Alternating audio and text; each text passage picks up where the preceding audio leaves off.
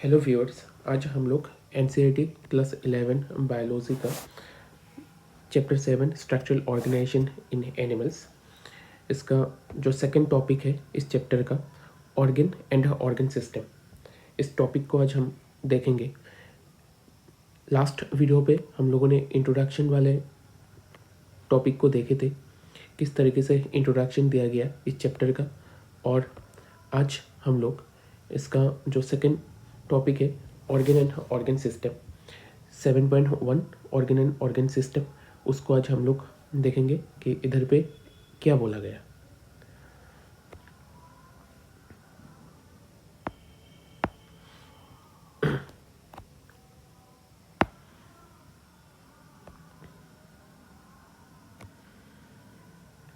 The basic tissues, as you have learned in earlier classes, organize to form organs which in turns associate to form organ system in the multicellular organisms.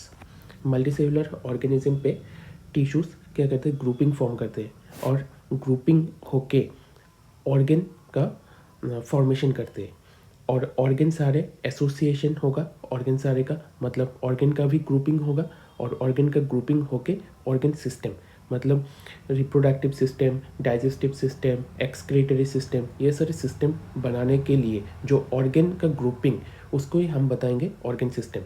इस line पे बोला गया कि tissue का grouping होगा, tissue का grouping होके organ का फॉर्मेशन होगा और ऑर्गन का ग्रुपिंग होके क्या फॉर्मेशन होगा, ऑर्गन का ग्रुपिंग होके ऑर्गन सिस्टम का फॉर्मेशन होगा। Such an organization is essential for more efficient and better coordinated activities of millions of cells constituting an organisms। और ये जो ऑर्गन का एसोसिएशन ये बहुत ही इम्पॉर्टेंट है। क्योंकि ऑर्गन का एसोसिएशन होने से ही एक फंक्शन को परफेक्टली परफॉर्म किया जा सकते हैं। बॉडी के अंदर बॉडी का जो एक्टिविटी होगा वो सारे एक्टिविटी को परफेक्टली किया जाएगा by the help of the association of organs, और उससे ऑर्गन सिस्टम का फॉर्म होगा। Each organ in our body is made of one or more type of tissues.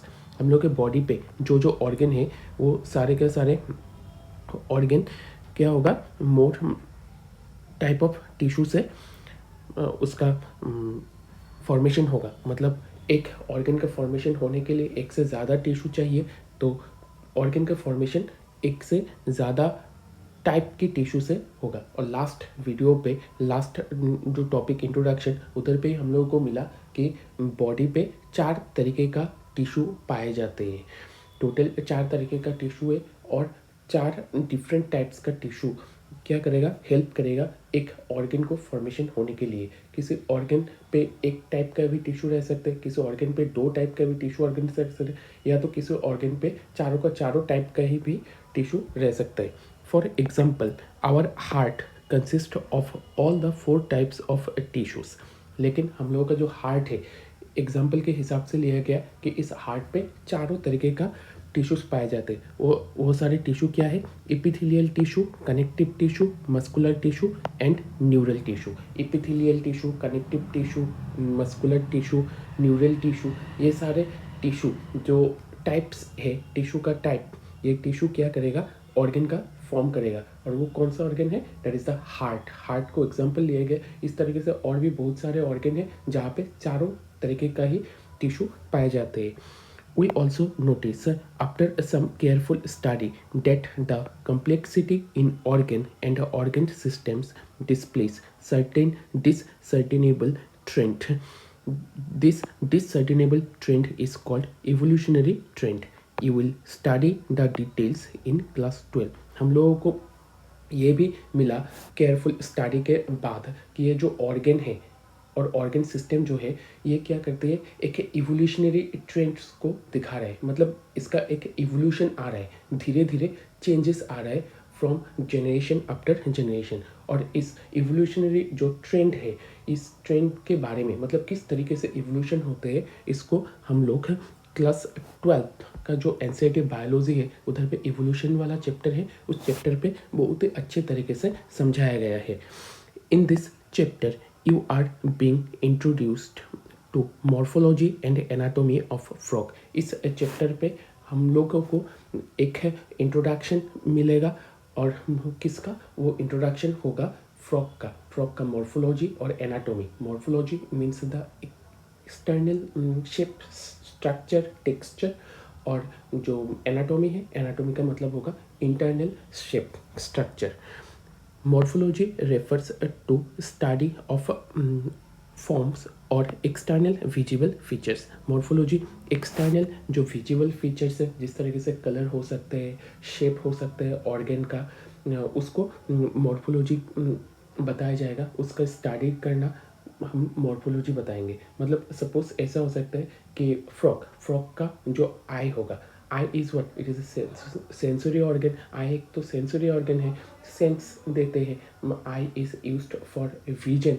तो आई का जो टेक्सचर होगा आई का जो शेप होगा उसको हम बताएंगे कि स्टडी ऑफ मॉर्फोलॉजी वो आई का मॉर्फोलॉजी होगा.